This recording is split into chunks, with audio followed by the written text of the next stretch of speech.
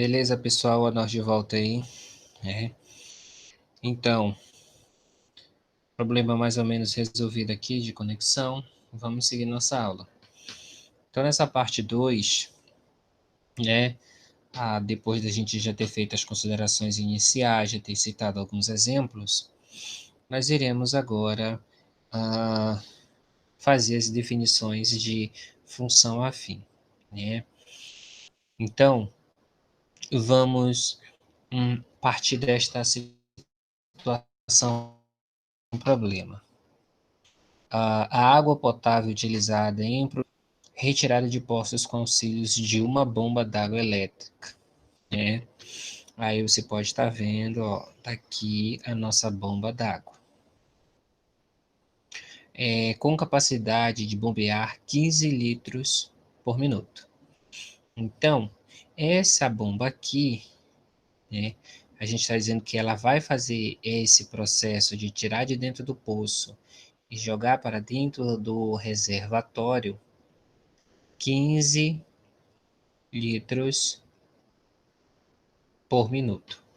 Ou seja, a cada 60 segundos, 15 litros passam pela nossa bomba, ok? E aí note que essa bomba ela é ligada automaticamente quando o reservatório está na verdade ela é ligada automática, né? E aí, quando o reservatório está com a capacidade de 250 litros, ela é desligada automática também. Ou seja, ela tem um dispositivo que quando chega no limite, ele desliga. Quando não chega no limite, aí automaticamente a bomba é acionada.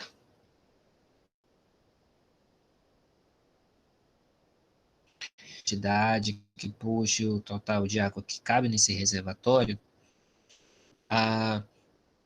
podemos escrever uma fórmula que permite calcular a quantidade de água contida no reservatório em função do tempo em que a bomba permanece ligada, considerando aí que não haja consumo de água, então ela só está enchendo.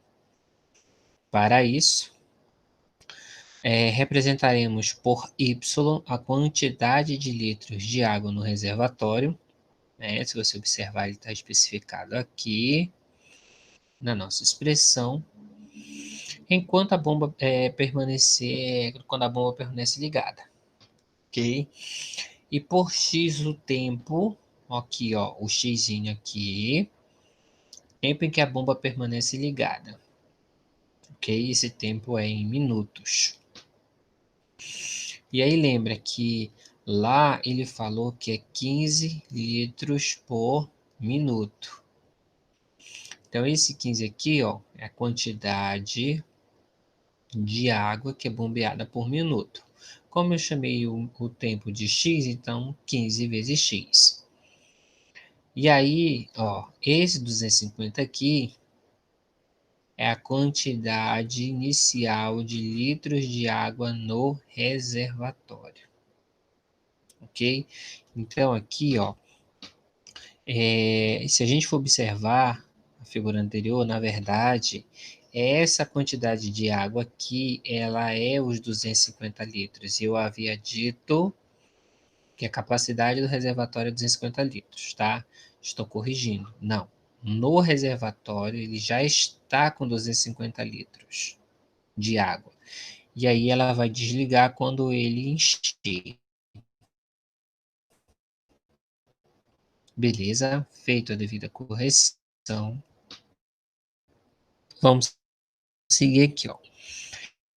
Então, eu vou usar essa expressão matemática aqui, tá?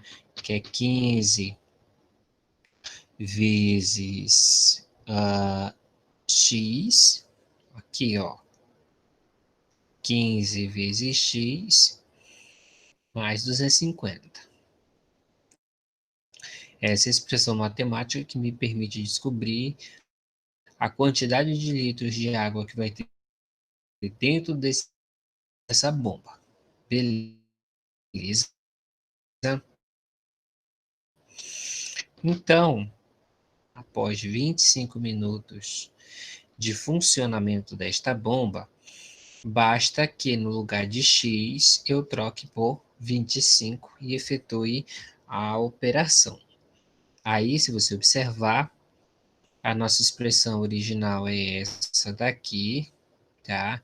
Essa expressão é essa mesminha aqui de cima, tá? E aí eu estou trocando, ó, apenas o valor de x por 25. Então, vai ficar, ó, 15 vezes 25 mais 250. Primeiro você faz a multiplicação, tá?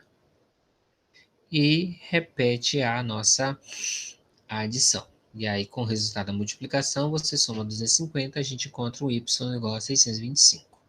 Note que o y ser igual a 625 não é nossa resposta ainda. Isso é o valor numérico que nós encontramos. Então, se foi dado um problema, é obrigatório você ter uma resposta, ok? Então, após 25 minutos de funcionamento da nossa bomba, o reservatório estará com 625 litros de água, né? Aí, se eu quisesse saber exatamente quantos litros de água entraram nesse reservatório durante esses 25 minutos, aí basta eu pegar os 625, que é o que tem lá dentro, e tirar a quantidade que já estava lá dentro, né?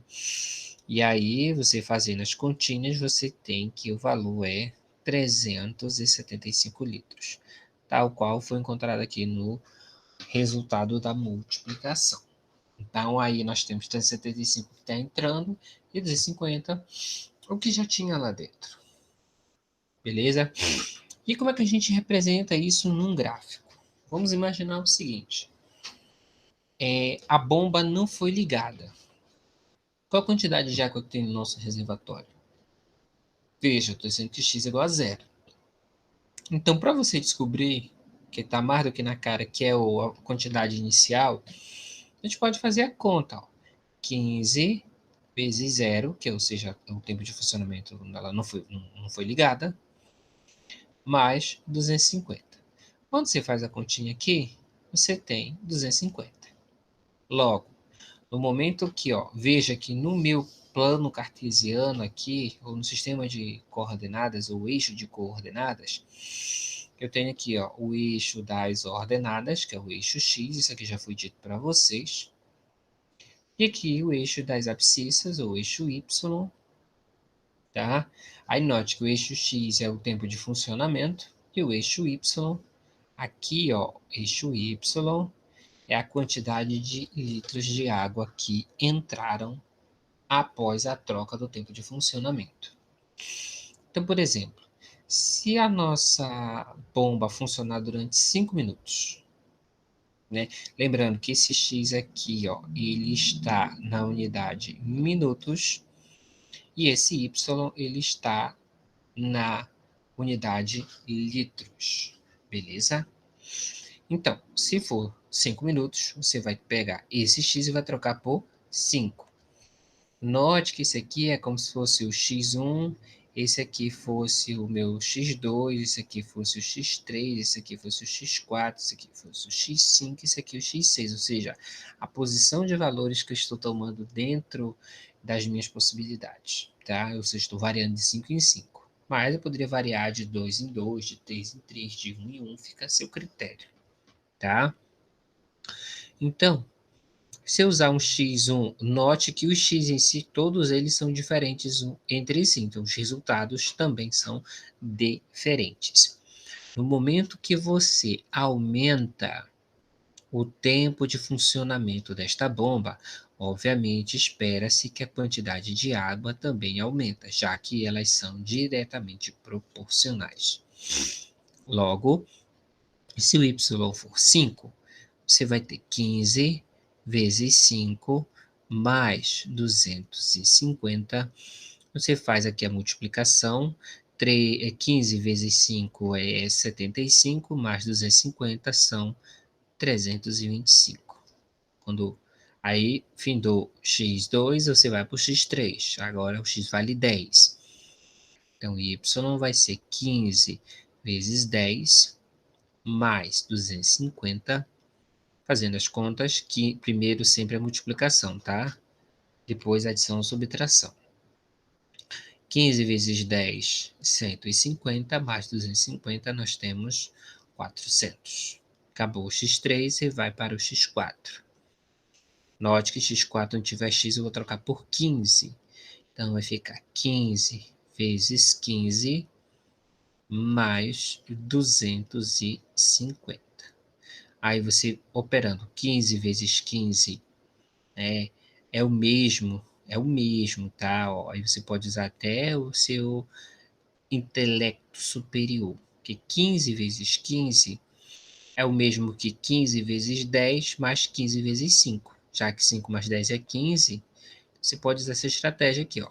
15 vezes 10 é 150.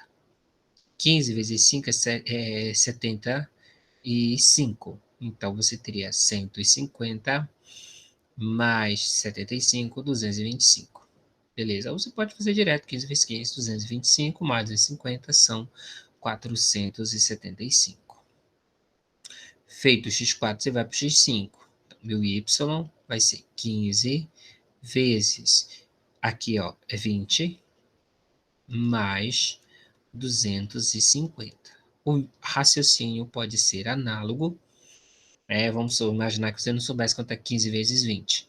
Você poderia pegar o resultado de 15 vezes 15 e somar com o resultado de 15 vezes 5. Ou pegar o resultado de 15 vezes 10 e somar ele duas vezes, né?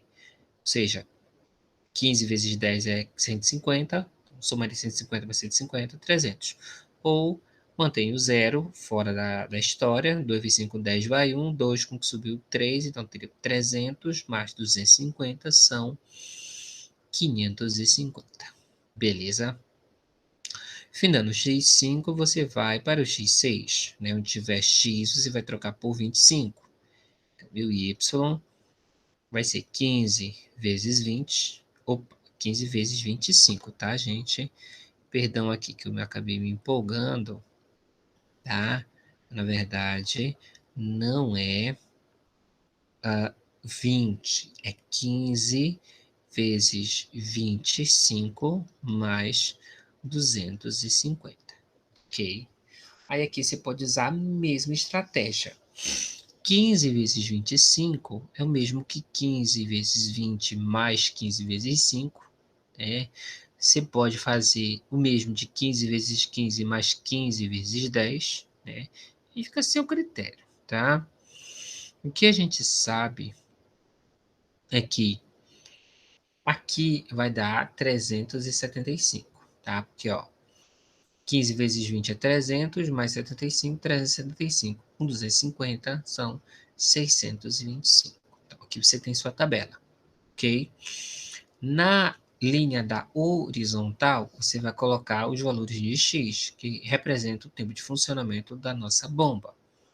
Então, você vai variar de 5 em 5, então você vai botar primeiro o zero, que é o centro, aqui, ó. Aí você coloca 5, 10, 15, 20, 25, o próximo seria 30, 35, aí segue o bonde, né? Ah, professor, precisava ter feito essa tabela toda? Não. Percebam que aqui eles são diretamente proporcionais, né? Se eu estou aumentando a mesma quantidade, ou seja, de 5 em 5, bastava eu analisar quanto que ele vai aumentar de um para o outro. Ó, se você observar aqui, ó, de 325 para 250, ou de 250 para 325, ele está aumentando a quantidade fixa de 75. E aí, se está aumentando aqui a mesma variação de 5 em 5, então aqui vai aumentar de 75 em 75. Que de fato, né, ó, 400 menos 325, 75. 475 menos 400, 75.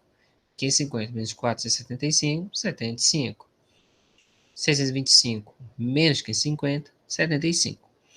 Então, uma característica da função afim é essa, tá? Como assim, professor? Essa taxa de crescimento aqui, ó, Veja bem, o tempo ele está crescendo da mesma forma, ou seja, eles têm o mesmo intervalo, o mesmo tamanho. Se o tempo tem o mesmo tamanho, a quantidade também deverá ter o mesmo tamanho. Então a gente diz que esse intervalo aqui de crescimento, vamos imaginar que isso aqui fosse x, esse aqui também ele é x, e em todo o intervalo da minha reta, independente da quantidade de elementos que eu tenha na linha do x e a sua resposta na linha do y, esse tamanho aqui, ele vai ser sempre o mesmo. Por quê? Porque ela é diretamente proporcional e também ela é uma função afim. Então, a função afim ela tem essa característica de ter a mesma taxa de crescimento, beleza? Como é que a gente define função afim, né? Então, vamos agora sair de uma situação hipotética, né, uma situação que poderia perfeitamente acontecer, e vamos para uma definição mais rigorosa, mais do ponto de vista da matemática, tá? Então, para que vocês fiquem cientes, toda e qualquer função, ela é uma aplicação. O que é uma aplicação? Você vai ter uma escolha, tá? Essa minha escolha, ela é um número real, ou seja, esse número ele existe. Se esse número existe, né? E aí veja, toda vez que você faz escolha, você tem que ter uma resposta, né? Essa resposta, ela também pode ser interpretada como uma chegada, né? Aí, claro, se a minha escolha eu considerar como se fosse a saída. Então, se você sai de algum lugar, você chega em algum outro lugar, tá? Então, esses dois pontinhos aqui na vertical diz que esse f está definido dessa forma. Número real, que é a sua saída, ou sua escolha, vai levar para uma resposta, ou seja, a sua chegada, que também deverá ser um número real, né? Ok, até aí? Então, veja, uma função f definida dessa forma, que a todo número x que pertença aos números reais, ou seja, a escolha que você vai fazer, seja ela positiva, negativa, fração, decimal, raiz, enfim, o número que você escolher, ele vai estar associado a uma lei de formação ou a uma sentença matemática, né? Uma expressão. Essa expressão aqui, ela vai ser um número, né? Só que esse número ele vai estar representado dessa forma.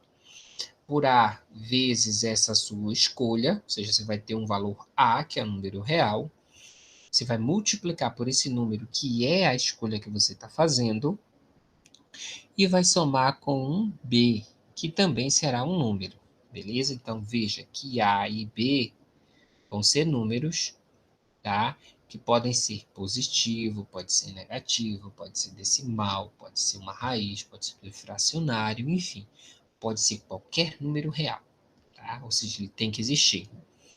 Então, se eu associar a minha escolha a esse número no formato ax mais b, então a gente diz que isso aí é uma função, ó, função afim, beleza? Então, o x está associado a um número ax mais b, né? E aí, aquilo que eu falei lá atrás para vocês, né?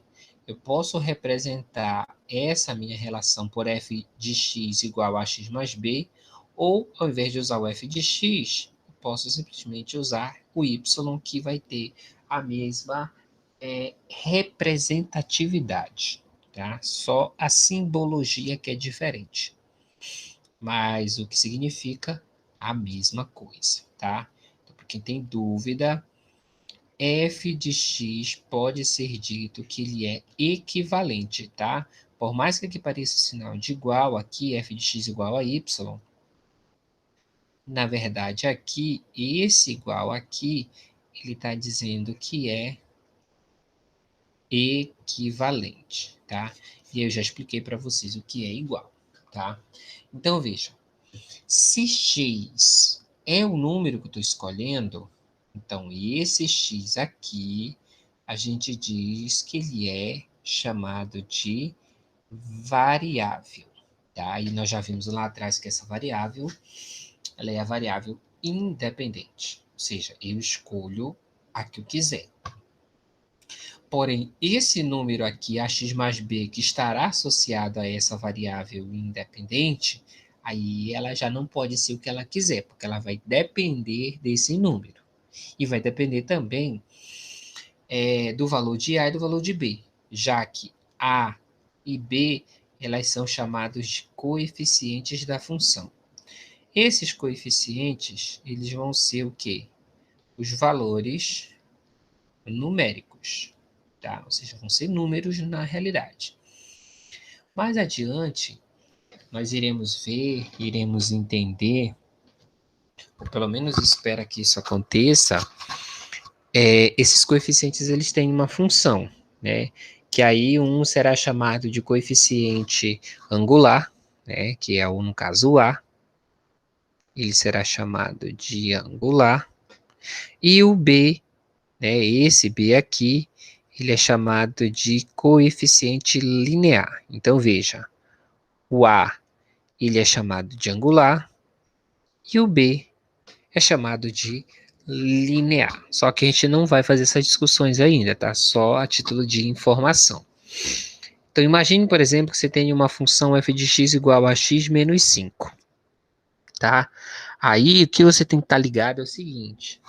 Ah, professor, fiquei na dúvida, não sei como é que eu vou fazer para identificar essas paradas.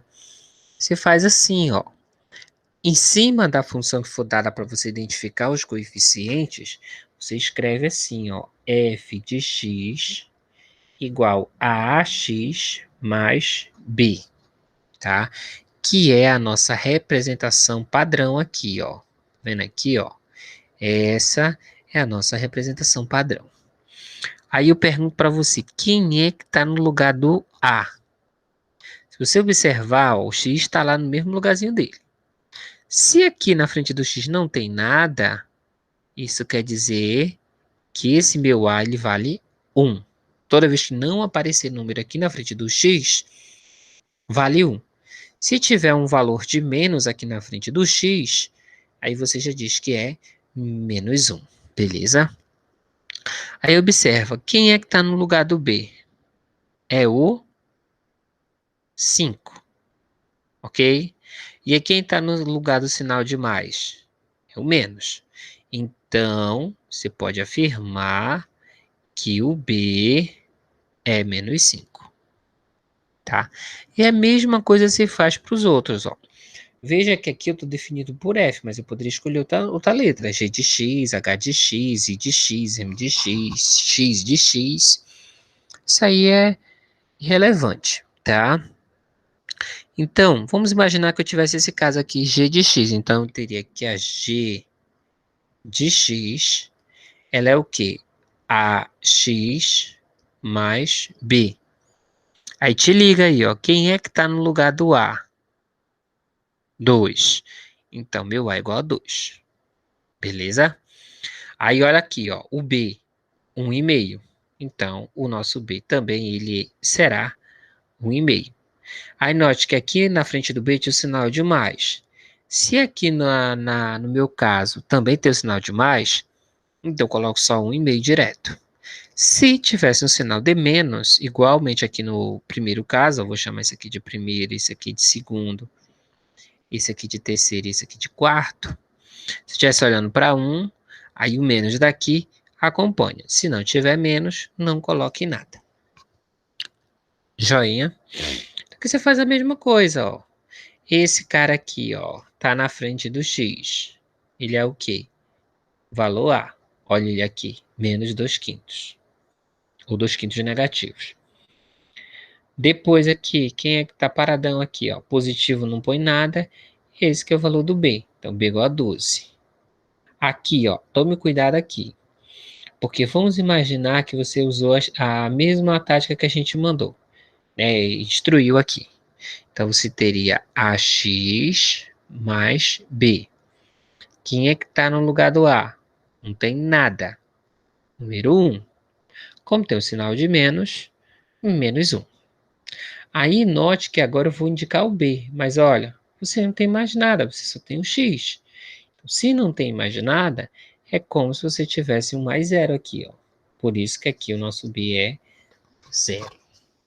Perfeito? Let's go, boys e girls. Então a gente vai discutir agora a nomenclatura das funções afim. O primeiro caso é quando a gente diz que a função é do tipo linear, ou seja, as funções em si. Como é que a gente chega a essa conclusão? Né? De acordo com os valores dos coeficientes de uma função afim, ela pode receber uma nomenclatura especial, né? E aí a gente vai ver alguns casos aqui. Quando o coeficiente b é igual a zero, ela é chamada de função linear. Lembra lá que a nossa definição dizia o seguinte, que f de x é igual a vezes x mais b, onde o a e o b, eles são chamados de coeficientes, beleza? Aí eu disse para vocês que eu tenho linear e tenho angular, tá? E aqui eu estou dizendo que A e B pertencem ao conjunto dos números reais, beleza? Aí o que acontece? Por definição, esse A, para ser função, isso a gente já vem discutindo há um bom tempo, ele sempre tem que ser diferente de zero. O B, ele tem duas possibilidades. O B, ele pode ser igual a zero, ou o B pode ser diferente de zero. Se o B for igual a zero, então a gente diz que eu tenho uma função linear, tá? Ou seja, eu não vou ter o adicionamento do termo B, eu só vou ter o termo A. Então, essa minha função aqui, que estava definida como AX mais B, quando eu estiver me tratando da função linear, eu simplesmente terei f de x igual a vezes x. Então, toda função que tem essa cara, ela é chamada de função afim. E aí, como é que a gente vai perceber essa característica dela? Ó? O tamanho da taxa de crescimento, ele é constante, ou seja, ele é sempre o mesmo, tá? Então, a função f de x igual a 3x ou y igual a 3x é um exemplo desse que nós estamos falando, né? Então, observe que aqui, ó, b igual a zero. Então, se eu tenho f de x igual a 3x ou y igual a 3x, note que o meu x1 que ele está usando é igual a menos 1, o meu x2 é 0 e o meu x3 é 1. Esses são os valores que estão sendo usados aqui nesse gráfico. Se x for menos 1, você vai ter que o f de menos 1, desculpa, f de 1, tá?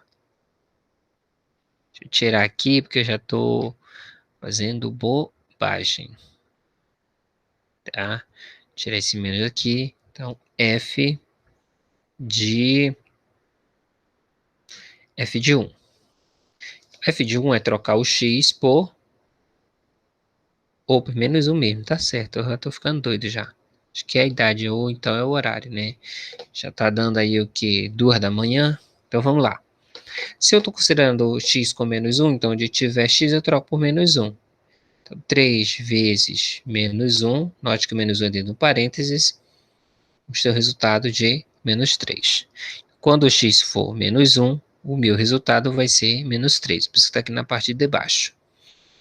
Quando x for 0, aí eu tenho que o f de 0 é o mesmo que 3 vezes 0, que é 0. Então, note que quando a escolha é 0 e a resposta é 0, a gente diz que esse ponto ele está passando na... Cadê? Deixa eu tirar aqui o celular do meio. Ele está passando na origem, tá? Ele está passando no início do positivo para o negativo e do negativo para o positivo, né? Está bem no centro aqui da reta. E por fim, nós temos o x3, que é 1. Então, é como se eu estivesse calculando o f de 1 é o mesmo que 3 vezes 1 é 3, tá? Então, se vocês observarem com bastante atenção, o que está acontecendo aqui? Essa parte da reta que está para baixo, ela é simétrica à parte da reta que está para cima. Ou seja, se você pudesse dobrar o meio, tendo o ponto número 1 como referência, você percebe que elas têm o mesmo tamanho, tá? A gente chama de segmento simétrico aí, né? Só que estão de lados opostos. Beleza? Esse é o primeiro caso. Caso número 2, a gente diz que é a função identidade, né? O que é essa função identidade? Vamos tentar entender, né? Se você observar com bastante atenção, né? Note que eu tenho aí, ó, f de x igual a 2x, com coeficiente a 2 e b 0. O g de x eu tenho menos 3x com a igual a menos 3 e b igual a 0. Aí tenho h e tenho m de x.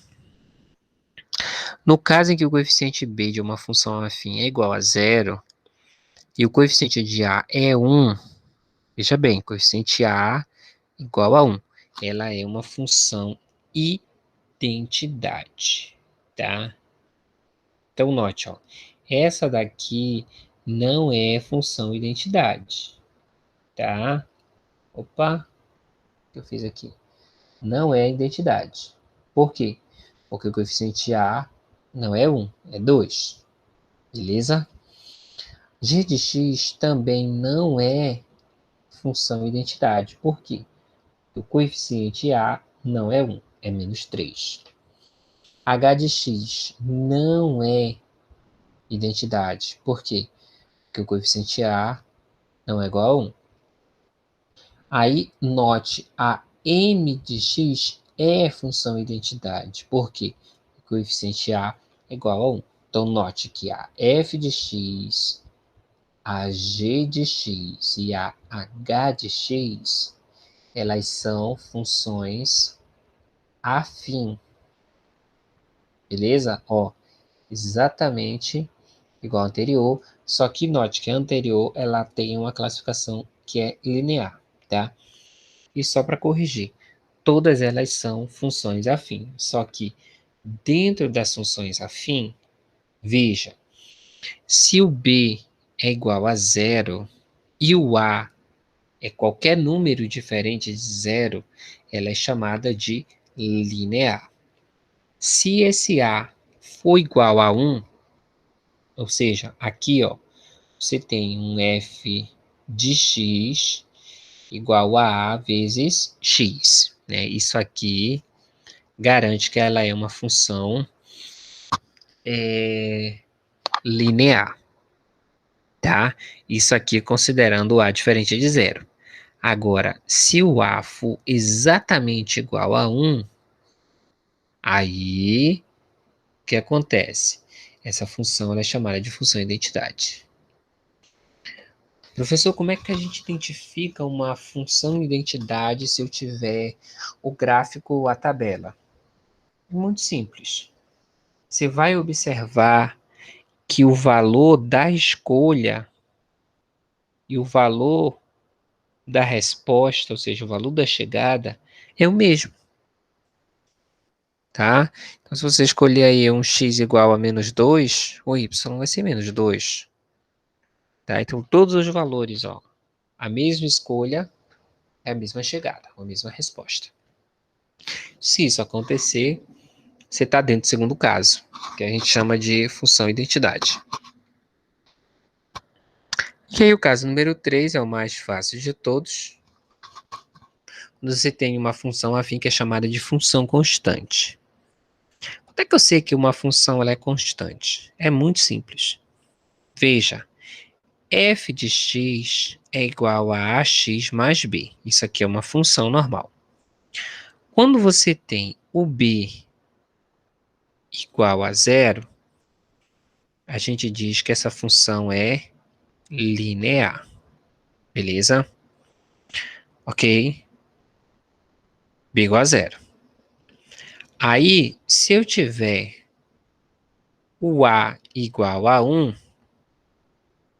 e B igual a 0, a gente diz que isso aqui é uma função identidade. É isso mesmo? Isso, perfeito, função identidade, tá? E aí nós estamos agora no terceiro caso. Como é que é esse terceiro caso? Ora, professor, eu tenho A igual a 0 e tenho B diferente de 0. Mas peraí, professor. Agora há pouco você falou que se o A, esse A tem que ser diferente de 0. Perfeito, está certo. Só que aqui nós temos um caso especial, que se esse A for igual a 0 e o B for diferente de 0, a gente tem uma terceira nomenclatura para essa situação, que ela é chamada de função constante. O que caracteriza uma função constante? É muito simples. Você tem a escolha, que é x, e você tem a resposta, que é y. A escolha vai variar, ou seja, você pode pegar valores do lado negativo ou você pode pegar valores do lado positivo. No momento que você variar x nesse intervalo aqui, o valor y vai ser sempre o mesmo. Ou seja, o y não vai variar, tá? Isso é uma característica da função constante. Então, note que tanto o gráfico do f de x como o gráfico do g de x é uma função constante. Por quê? Porque a reta que vai ser gerada no final, ou seja, após você marcar todos os valores, os pontos e tudo mais, ela é uma reta paralela ao eixo das abscissas, ou seja, é uma reta que vai estar paralela ao eixo do x, que ela pode estar embaixo, né, se o valor do b for menor que 0, e vai estar na parte de cima se o b for maior que 0. E se o b for igual a 0, aí ele vai estar em cima da linha do eixo das abscissas. Beleza? E aí nós chegamos agora à nossa atividade de aplicação, tá? Eu espero que vocês consigam desenrolar isso aí, tá? Então, nós temos aqui a primeira questão, né? Que é uma questão que faz menção ao que nós discutimos, né? Nós temos aí a questão número 2, que também faz menção ao que nós discutimos, tá? Nós temos a questão número 3, lembrando que essas questões eu estarei disponibilizando uma cópia desse slide com todas as anotações que foram feitas lá na sala virtual, ok? Juntamente com a gravação da parte 1, que é aquela parte da introdução, e a parte 2, que é já propriamente definindo função afim para frente, tá? E aí nós temos uma atividade extra, que é um desafio mega top maravilhoso, né? Esse desafio é uma questão da UEPA, tá? E uma questão da VUNESP lá de São Paulo. São 2 desafios, quero que vocês tentem resolver, tentem responder, tá? E aí, se tiver ficado alguma pergunta, alguma dúvida, tá? Vocês podem estar mandando lá no seu grupo da sua respectiva turma, tá? Lembrando que se qualquer dúvida encaminhada para o meu PV eu não irei responder, tá?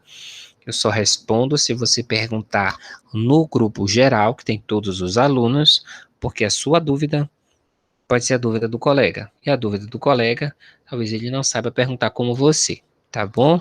Então, espero que vocês tenham esse cuidado, tá? Eu vou finalizar aqui a gravação, mas eu quero deixar claro para vocês que eu só não estou fazendo essa aula ao vivo com vocês por conta da situação que aconteceu comigo ontem, já expliquei lá no grupo, tá? E aí não esqueçam, qualquer dúvida, qualquer pergunta, sugestão, pode mandar lá na sala virtual ou pode mandar no grupo do WhatsApp, beleza? Então, desejo um bom dia a todos, né? Espero que todo mundo fique bem, que todo mundo se cuide, tá? Que tenha juízo Quem não for buscar o seu e-mail, vá na escola, vá até a escola, busque o seu e-mail, instale aí no seu celular qualquer coisa, se você tiver alguma dúvida, a diretora vai estar lá para tirar suas dúvidas, ou a vice-diretora vai estar por lá, pergunte como que se usa, como se instala, tá? Lembrando que o aluno que for maior de idade, ele pode diretamente buscar o seu e-mail, e se ele for menor de idade, o pai ou a mãe, desde que leve o documento para identificar o aluno. Beleza? No mais é isso, até a próxima aula. Se cuidem, tá? De verdade, se forem sair, sempre saiam de máscara, cuidado onde você vai tocar, né? Se tiver realmente que sair de casa, se proteja, use álcool gel, não fique com a máscara só cobrindo a boca, cubra nariz, cubra a boca, não ande tirando, não ande colando no pescoço. Tome muito cuidado. O coronavírus ainda não foi embora, né? A gente tem que aprender a conviver com esse vírus e precisamos nos proteger, né? No município nós estamos aí com 17 dias consecutivos que ninguém morre dessa doença, graças a Deus. Porém, todos os dias está tendo novos casos, né? Tem dias que nós temos poucos casos, tem dias que nós temos muitos casos, né? Casos, a quantidade em si ela está moderada, né? Está sob controle. Mas não é porque deu essa equilibrada que eu vou me descuidar, tá? Então, se realmente você precisar sair de casa, se protejam. Faça por você, faça pelo seu pai, pela sua mãe, pelo seu próximo, né? Eu sei que é um momento difícil, nós iremos superar, nós iremos transpor esse momento difícil, tá? Mas eu quero dizer para vocês que vai ficar a dor daqueles que perderam seus entes queridos. E em nome deles que se sacrificaram, que foram sacrificados, se protejam, tá? Se protejam, porque passar a noite no hospital, eu digo que não é uma experiência muito boa. Eu passei com meu sogro, acompanhei os últimos dias dele, e não é algo legal, não é algo que eu desejo para ninguém, né? Então, por isso que toda vez eu peço, né? Por tudo que você mais ama, se for sair, saia de máscara, se proteja, não espere do próximo, faça por você e para você, né? Não tá escrito na testa, eu estou contaminado, estou infectado. Então, se você não sabe, se protejam, ok? Então, desejo novamente um bom dia a todos, né? O professor está aqui para qualquer dúvida. O que eu não puder responder, eu vou tentar buscar informação, vou tentar buscar a devida orientação. E é isso, tá, galera? No mais, muito obrigado, né? Eu agradeço, gostaria de estar online ao vivo com vocês, mas a situação não nos permite. E antes que eu esqueça, eu irei disponibilizar na sala virtual a frequência, ou seja, o link do formulário da frequência estará lá na sala virtual, tá? Eu peço que vocês abram o formulário, preencham o formulário, beleza? Só que dessa vez eu vou fazer separado, cada um no seu quadrado. Joinha? Então, não esqueçam, eu também irei deixar o link dessa gravação. Na verdade, eu vou deixar a notificação no grupo de vocês para que vocês acessem o link lá no YouTube. Curta a nossa página, ative o sininho, beleza? Fui!